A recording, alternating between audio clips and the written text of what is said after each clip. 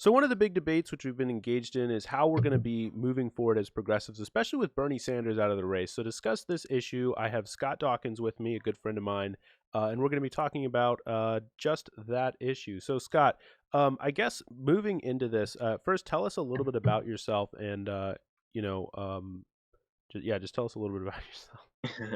All right, what's up, guys? Lifelong friend of Peyton here from Fourth Radical. So I first heard about, I think, Bernie Sanders during the what was it, 2016 presidential race, and I was a big fan of him, which was interesting because, like, at the time, I was like much more on the conservative side back then than I am now.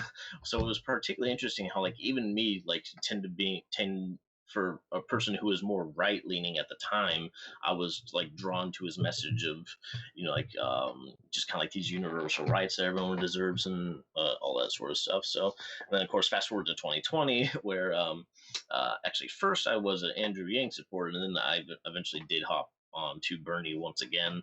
But man, he was actually probably one of the first Andrew Yang was the first presidential candidate they ever donated money to, but then Bernie Sanders was a strong second, and I was consistently, like trying to like contribute to the grassroots campaign and keep the feeling the burn alive and all that sort of stuff. So yeah, Yeah, it's and just so that's actually one of the main reasons why I did want to talk to you is I know that historically you and me too. I mean, growing up, I think we both were kind of conservative, especially when I knew you back in high school. But yeah. then as we got older, we sort of transitioned more to the left, or at least something of that sort. So tell us a little bit about your transition to the left. Was it more sudden, like you saw Bernie Sanders and then suddenly you were like, I'm in favor of Bernie Sanders, or was there more of a gradual transition?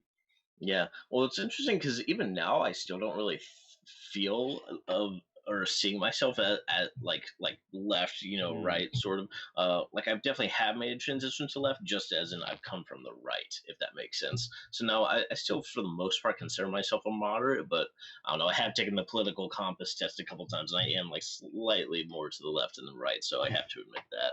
Mhm. But yeah, it's interesting to try and like nail down that, I guess you could say, journey or whatever. It definitely doesn't happen overnight, and um, it tends to be a pretty personal thing too. Like it's kind of hard to kind of nail down like one specific thing and be like, oh, like this is the reason of like why I suddenly agree with his policies or why I think that we should have like universal health care or like all these other different things. But it is kind of interesting in how like just those subtleties can sort of kind of like sneak into your kind of like your day-to-day beliefs and things like that, or vice versa as well. Like as you're learning about different things, you might kind of like sort of like start to question like your previous political party that like your parents might have just associated with and you never even really thought about for the most part. So, and I think a lot of people can really relate with that too, especially like the younger side as well.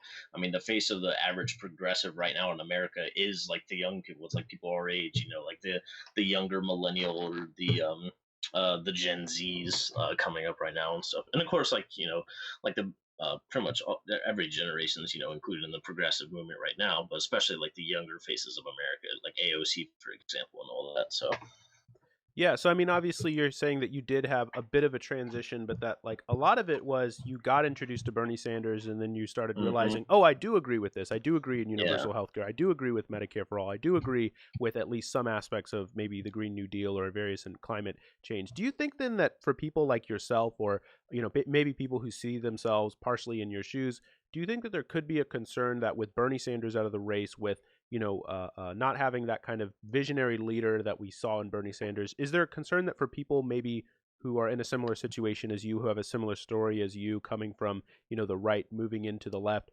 Is there a concern that there might be a kind of relapse into conservatism among maybe either yourself or people who who may be similarly situated to yourself? Hmm. And so it's hard to nail down. I think we really are starting to see kind of like these polar opposite sides of the aisle right now. We have like the super like almost near like alt right essential office of like the Trump campaign mixed to like the neoliberal, like clearly establishment, Democrats trying to pull through with like the most qualified candidate, quote unquote, with Joe Biden Yeah. leading in right now, so which is Some of complete those bogus. But interviews, man, some of those interviews are unbelievable with Joe oh my Biden. gosh, that's almost the most frustrating thing about it, is because it's literally like the 2016 election again, and like if Donald Trump wins a second election, I'm not even going to be surprised, as much as I would hate that. But Yeah. I mean, that's almost kind of the crux of it too. Like, there's sort of kind of like an analogy that I was trying to think about this, because it's like that seems to be the question of like, okay, like with Bernie Sanders out of the race now, like what's up with us? And like it seems like the establishment answer to that question is like, oh, like, well, you have to choose the lesser of two evils, or writing in or voting for a third party candidate like doesn't even matter, like really do anything. There's also even like the concept of like the philosophical analogy of bird and ass, which is basically like it's this donkey that can't decide between drinking from one pail of water or another, and so it ends up dying of thirst because it can't make a decision. And so it feels like the establishment is trying to sort of kind of like force these views upon us. It's like you need to vote for like you shouldn't just vote for Joe Biden. You need to vote for Joe Biden. The future depends on your vote for Joe Biden. Hmm. But does it really? And I think the progressive answer is a lot more realistic. So like, for example, like just to have like a sort of kind of like a metaphorical analogy, like imagine if you like walked into a sandwich shop or something, and you walked up to the counter and you're like, "Hey, I'd like to get a sandwich," and the guy at the counter says, "Okay, would you like to have a lot of spit in your sandwich or a little bit of spit?" It's like you get a choice, but which one would you like? And you Right. can only choose one. But it's like, well, a you might ask to have a sandwich that hasn't already been spat on. B, you might go to a different sandwich shop completely, which would be totally understandable. Or C, you might just outright not order any sandwich at all, because who's to say that the other sandwiches at the other sandwich shop haven't been spat on? Hmm. And so I think that's almost kind of the place where like it seems the democratic um, viewpoint is right now. It's like you have people that don't even like want to be a part of it, and so like they might not even be voting at all. Well, Then you have people who might be trying to do like the write-in just to at least make their voice heard, or you just have the people that are just fed up with like the lesser of two evils and either well, do a write-in or something yeah. else. So let me let me give you the response that other people, maybe more centrist Democrats, might give in response to that. They would argue that actually no, we're Mhm. not having a debate about whether or not you want to have spit in your sandwich, but whether or not other people should have spit in their sandwich. And so you're deciding whether or not other people have spit in their sandwich, because they always say, what do they always say? They say that, Mm. oh, it's a matter of privilege. If you don't vote for the lesser of two evils, if you don't vote for the Democrat, then it's because you're privileged, right? And so their argument in response is that, well, sure, you might be able to choose not to have spit in your sandwich because you're so privileged economically. But the question is whether or not you are going to allow extra spit to be added to other people's sandwich. How do you respond to that? I would say no. I don't want spit in anyone's sandwich. Like, let's shut the sandwich shop down. Like, this is clearly a violation of health codes. Like, nobody wants this. Hmm. And I think that's really what we're just so fed up with it, especially for like the more progressive Democrats right now. We're tired of like having to choose between like big money corporate Republicans versus big money corporate Democrats. We want like true like grassroots revolution, where it's people putting their own dollars towards campaigns to actually enact actual change that they can see like ground level, and like know like like backroom meetings or like all this shady business going on.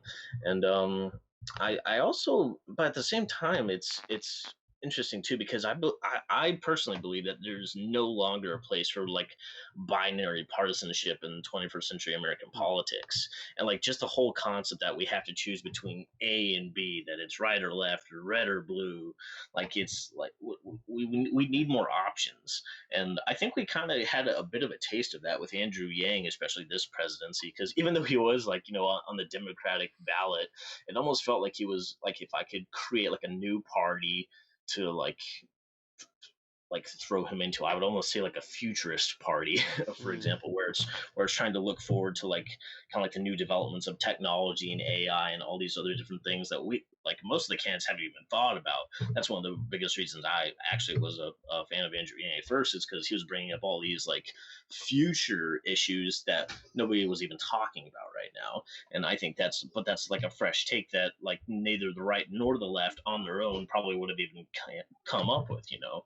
So Yeah, well, I mean, there was certainly a lot of criticism that Andrew Yang got, even from a number of progressives, even though progressives were often sympathetic, especially with the idea of universal, sort of universal basic income. So, how do yeah. you see that transition then from Andrew Yang to Bernie Sanders? Because in many ways, they were pretty different candidates. Yeah, and it's interesting too because even some people who said if they weren't, or I think it was they took like different polls to see like where the Yang Gang people were going after he pretty much closed his and or stopped his campaign, and like there was actually a fair portion who were actually going for Trump because like I don't know. That's one of the interesting things about him too. Is like he just drew in like a just a very wide spectrum of voters, like both on the right, the moderate, and the left too. But I think part of that too is like which something which can be gleaned from his campaign is how he really tried to talk to people on like their own terms, and like he wasn't like all sort of like like high and mighty like Joe Biden or Elizabeth Warren or some of these other people. And if you actually remember this, one of the first reasons he blew up is because he went on the Joe Rogan podcast even before Bernie Sanders, Hmm. and like he was the first, I believe he was the first Democratic candidate on there. I think Tulsi Gabbard he went on later on, Yeah. and then eventually Bernie Sanders too. So, but that just shows like just right there, like even technology, like speaking to people in their own mediums, which we understand right now, like that's almost one of the fastest and easiest ways to kind of like just sort of like be real and just like be open and show them like you don't have any cards to hide or anything up your sleeve right now. So you brought up a little bit there about sort of personal appeal and the way that Andrew Yang appealed to other candidates. So I guess then one of the questions that I said that I was going to be asking you was about how can progressives move to get some of their policies enacted. In what ways do you think that like the sort of character, I shouldn't say the character, but the sort of rhetorical appeal of a candidate matters for getting progressive policies enacted? Like, is there a way to define that, or is it more just you know it when you see it kind of thing? Yeah, I think you really can't you really can't fake authenticity if that makes sense. I mean, Hmm. like I think that's one of the reasons everyone hated Hillary Clinton in the last election was because like you would just see like that Botox smile and it just made people just like cringe. Like at least Donald Yeah. Trump, like he was an asshole, but like his cards were on the table. Everybody knew that. They heard the recordings of like in the bus or whatever the hell and all that stuff. But like Hmm.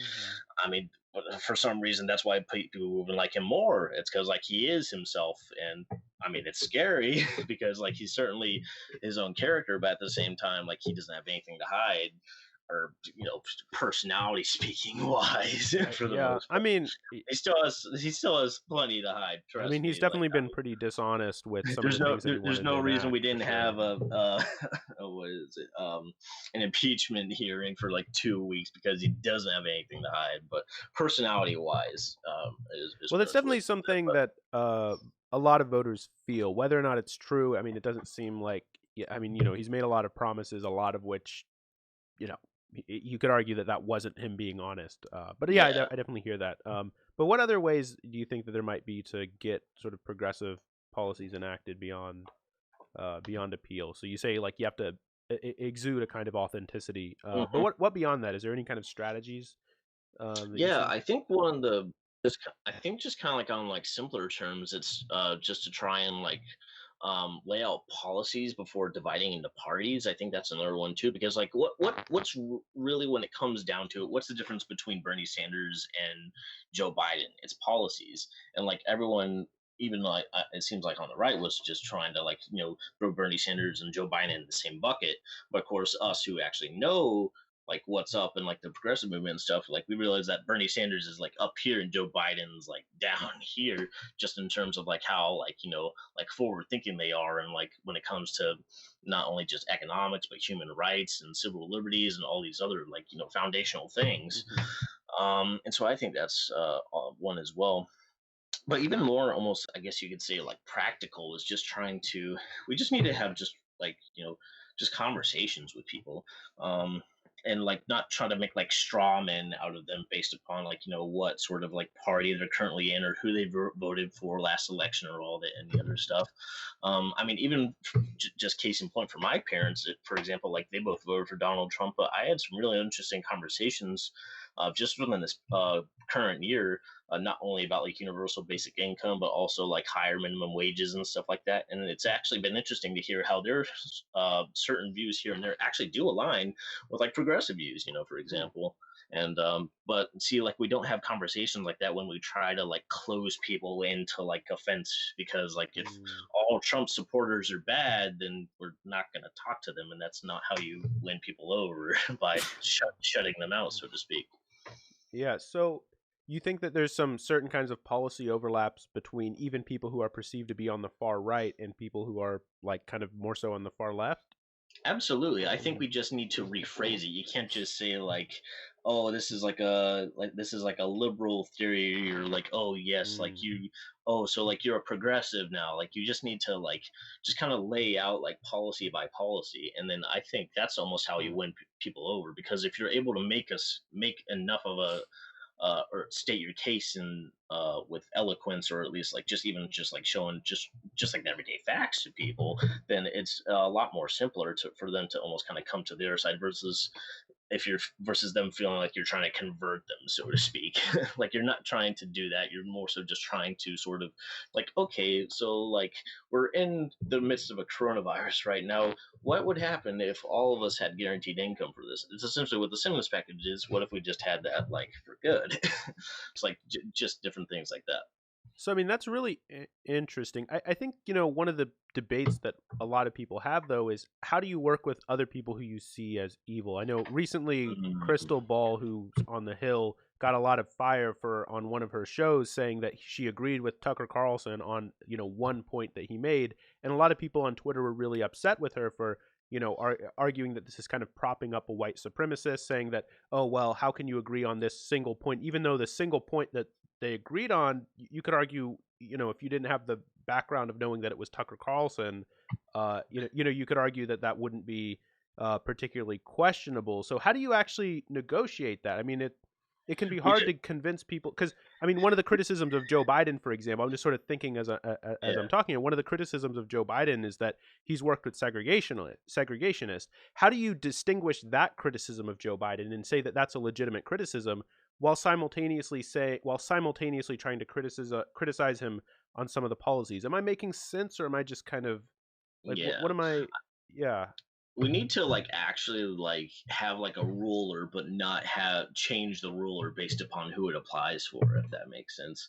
I would probably lean more towards the I guess you could say the field of like giving people grace, but at the same time, like clearly, if someone's just hanging out with like just extremists all day long, whether on the right or Mm. the left, then that's not good. So I there's mean, so there's a difference between like, okay, well, you've associated with someone in the past and mhm. the like. Versus like going on an interview on like Joe Rogan, which Bernie Sanders did, and he got like a huge amount of blowback for. And like, well, just because like not even Joe Rogan, like if you've even listened to his podcast, you know that he's like a chill guy who's like probably like a lot more progressive than other podcasters out there. But yeah, people are shutting him out just because he has Alex Jones on his like a 4 hour long episode or whatever. Mhm. But see, that's the thing. That's the thing that's amazing about Joe Rogan, or different other intellectual spheres that we're seeing on the internet, is that like they're not shutting people out based upon like whether they agree with them or not. They're giving them a platform to lay out their arguments, to almost like kind of like allow the other people to show their hand of the absurdities that they believe in. But then they talk about it and they actually have conversations. And they don't give prejudgments based upon like what their name is or where they're from, or which side of the aisle they voted on. So Do you think it's possible in principle to support only one policy, or do you always have to support a package of policies? Because it actually is true. Like if you look through history, one of the reason why the anti-slavery movement, the abolition movement, was so successful is because there were people who were literally only concerned with that one issue, and so they were willing to compromise on every single other issue as long as that issue was held. The same thing when it came to the Dixiecrats. Even even after even after the end of slavery, and when we're talking about issues of segregation, where look, we'll debate, we'll work with you on any other issue except for when you start talking about like anti-lynching laws, et cetera, et cetera. Then, as soon as you start touching that issue, we're going to block it. We're going to stop you. It seems like our like legislative system really kind of favors that ability to say, okay, well, we care about this one issue, but we're willing to compromise on every other issue. But is that even Hmm. something that's sustainable, something that's possible? Or do we always have to engage with politics, having an ideology, having at least, or if not an ideology, a package of policies?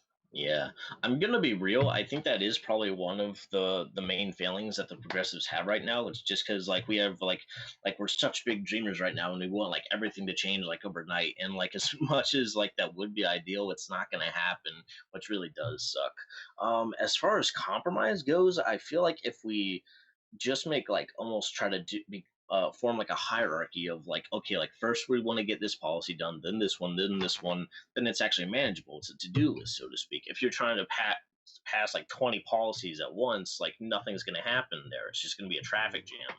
So I think and it's hard to do too, because like you have some people who think that like, the climate change crisis is like the number one priority versus like, free healthcare, free education. Like, so like different people from different backgrounds are going to have, or different circumstances are going to have different priorities, and it's going to be hard to quantify that.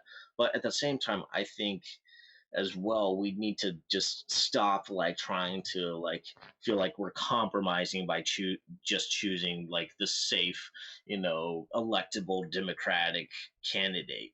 Like that's not how we're going to get any of these policies done, because like if you just keep compromising over and over again, then it's not like, because what is compromise? It's I meet you halfway, you meet me halfway. But if we just give you all the way, then we don't get anything out of it. And so why should we even play that game? Well, let me give you the response which a lot of progressives would make to that argument. That argument that, well, we can't just do everything at once. Now, that might be a sort of straw man of the position, but the response which progressives would make would be something along the lines of, well, if you take on moneyed interest, if you take on the concentration of capital and the way that it controls the system, then things are going to get fixed. There seems to be a kind of reliance on democracy in that sense, the view that, well, once we can take away these trappings of capital, the temptations of capital, then when popular democracy can really be activated, then we're going to be able to do all kinds of other issues. Is that pie in the sky? Maybe I'm even saying it wrong, but there seems to be something along that that uh, that view. And the second thing that is maybe a difficulty to a lot of progressives when it comes to, oh, well, we're going to hierarchy, have a sort of hierarchy for our views, is that progressives have always said that, well, sure, once we get this policy done, but that, we're trying to get this particular policy done, say Medicare for all, but that doesn't mean that Medicare for all is perfect. Like progressives will oftentimes say, sure, I want Medicare for all done, but then once that's done, well, then we're already on to the conversation of how can we improve upon Medicare for all. So does that make it, like, am I making sense? Like, is there possibly a difficulty there even when it comes to making a hierarchy of, of policies? Yeah. Well, I think for the first part, I think it is a little bit pie in the sky to think that just if we get like, big business or dark money out of politics, then all of a sudden everything is going to be fine and dandy. I think, I mean, it's definitely a part of it, but I think we also need to realize that one of the biggest things that's actually keeping the progressive state of mind from overturning right now is just the actual like culture we're in nowadays. I mean, you can't change an complete generation's mindset within like the course of like only a couple of years. Nonetheless, like just one campaign year, like it's gonna take like multiple like time after time, candidate after candidate, to Hmm. eventually get these policies and these viewpoints to like sort of kind of marinate, or at least like permeate the political sphere, so to speak. But I think it's definitely happening. I think we're probably seeing like the biggest progressive wave, and I almost want to say like even like within like the current like century or whatever, or at least like 2000 on or whatever. Even if you just look like at the actual like viewpoints, even of like the right, the right wing, which I hate to say it, but like even supposedly Donald Trump was LGBT friendly and stuff. Whether he actually is, that's a whole another thing. I doubt he actually is. But for the second part, I think for like the policies tying into each other, I mean, it's gonna happen, because that's the hard thing. Like every you can't just quantify and like cut policies up and divide them, because everything's interconnected when it comes to, like, politics. for It's sure, absolutely. yeah, it's the viewpoints, the individual, it's the society, it's the age, it's the technologies, it's the innovations, like all happening at once. And that's why it's so hard, is because everything is constantly moving and changing and churning, and there's everyone has a voice right now. And so essentially it's like it's almost like just white noise everywhere. But at the same time, I personally think that if we do try to almost universally try to create like these hierarchies, that like eventually it will almost kind of like sort of domino. Like, it's like, say if we start with, like, just for example, like the Green New Deal, like once we go into that, then it's going to be like, okay, now that we have this, so we're trying to take care of our planet, why aren't we taking care of average Americans? And then it's going to domino into that, and then it's going to domino into, okay, so if we're trying to take care of average Americans, besides their health, what about their income or like their education? So it's going to domino into that. And so I think it's interconnected, but the hard part is pushing that first domino, if that makes Hmm. sense, and the rest will follow in time. But I think we just need to, like, actually point out, like, okay, this is the first one that we need to push over, and then the rest eventually will follow. Even if that domino effect is like, like in between, like candidates or whatever. Like maybe you have, like, Democrats in the office for a fair bit, then some Republicans, and so like that's the space in between dominoes, and then like some more or whatever. Or maybe you even have Republicans that continue the domino, which can happen too, totally as well. Hmm. And I think that almost is an interesting theory that we might see as well, as almost kind of like, it's hard to imagine, but I think it's not completely impossible to even see like a Republican progressive movement, if that makes sense. And you actually talked about, there's this one fellow that I think you're actually reaching out with, who's trying to do something along those lines, right? Yeah, he's a Republican socialist. Brian Matlock. He's running in Kansas Yeah. GOP. He has How some does interesting that stuff. work? How does that work exactly? Because I feel like you I would never hear a red-blooded, God-fearing Republican call himself a socialist in this day and age. Well, But I definitely look forward to hopefully being able to talk to him, talk with him, learn a bit more about his ideology. For now, Mhm. I can't say much more than what I've been able to find online, but he seems like an interesting dude. Seems like I look forward to hopefully being able to talk to him. Yeah, for sure. But yeah, it's definitely encouraging to see someone who is identifying as a Republican, but not being afraid of the S word there, not being afraid of the socialist word. Definitely pretty good there. So I guess the other thing then to talk about then is, I mean, we touched on this a little bit at the beginning there, but um, how can progressives appeal to people who are not really sort of touched in, tuned into politics all the time? Is there a way to do that? Because a lot of the stuff that we talk about when it comes to making appeals, when it comes to making arguments, assumes that people are listening. What if no one's listening? Or some people are not listening, more accurately, right? Yeah, I think one of the easiest ways, or at least I, I, I think probably one of the most like just obvious ways, is just for the progressive movement to try and lead by example. And so I think we've seen that to a great amount, especially for the Bernie campaign. I mean, what was it? There was even that time on stage where I think it was what was it? I think Joe was trying to roast Bernie by saying, like, oh, like, you got so many like super PACs, and then like Bernie was like, where are they? Name three, or like whatever the heck. Like, he couldn't do anything. It's like, oh, I'll name them later, like whatever the heck. So, but Yeah, yeah, yeah. I mean, well, that's the true thing that we progressives need to be aware of. It's like we can't just point fingers and tell everybody else to change all these things without like changing them ourselves. Like, we are the actual change that we want to see happen to America, and if we're not trying to like live that change Hmm. through ourselves, like through our discussions, through our communities, through our involvement with local government, through our campaigns, through our grassroots movements, then like no one's going to hear our voice. And like that's what we need to try and make our strong suit. We need to show people how we're actually moving, and how things are going for us, and how we're actually following through, trying to practice what we preach, and not just like expect other people to follow rules that we're not following, which is pretty much what the establishment is doing right now. Yeah, I 1,000,000% on board with that. I was actually talking to someone who's a Democratic strategist who I used to I interned for a while back, and he was telling me that like progressive change is possible. Now, by what he meant by progressive change was, we can do things incrementally, and that's how you really get things done. But at the same time, though, he wasn't talking about getting moneyed interest out of politics. I mean, he might have been talking about that in the long run, and I don't question his like. I know he wants good. Like, I'm not here to, like, you know, just like smear him or anything like that. I really believe that he's being good faith in this, but it seems to me that you can't do it unless you practice what you preach, because there seems to be a little bit of like, well, we can have incremental change, but then part of that incremental change is that we never actually take on the reason, take on the things that are holding us back, take on those moneyed interest. It seems like, I guess what I'm asking you then is, when Bernie Sanders talked about Medicare for all, he talked about the need to take on the pharmaceutical industry, the need to take on the drug industry. Are these things completely bound up, or could we pass Medicare for all in an incremental way, the way that the establishment says that we can, in a way that seems to never actually take on the thing like the moneyed interest, which is the reason why we don't have Medicare for all right now? That Yeah. was super roundabout. Yeah.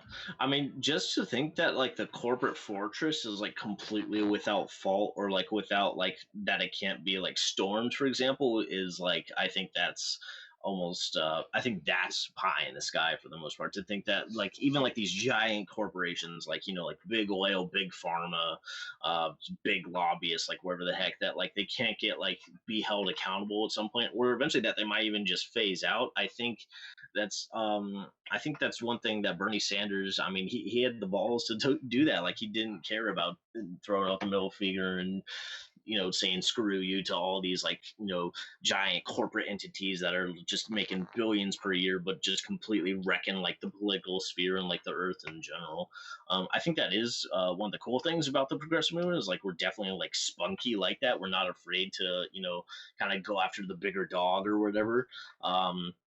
But yeah, I mean, at the same time though, like I think we actually that actually does happen through incremental change, but it's not just to think that.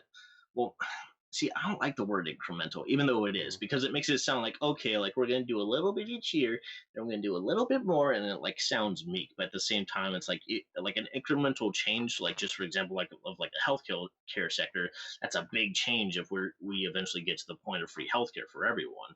Like that's like, essentially like a radical shift in like the way that even everyday Americans operate, and the securities that we have and all that. And so I think we just need to almost, I mean, yes, it is incremental change, but it's almost kind of like each shot is like a kind of like a stab wound into like the corporate pig or something like that, if that makes and it, sense. and it seems like it has to be. But the thing, though, that people always respond to that, and it's kind of why I was asking you this, is that they always respond and say, well, politics is about building coalitions. And who do we have to build coalitions with at some point? People who are in power, people who have money, people who have power, people who have money and power. And so then it would seem to be, though, then that the very way in which we build coalitions requires us to protect those people with power. Am I making sense? Like because the response to Bernie Sanders was always from the establishment Democrats is, well, you can't just go Sherman style and burn everything down if you want to win in a political race, because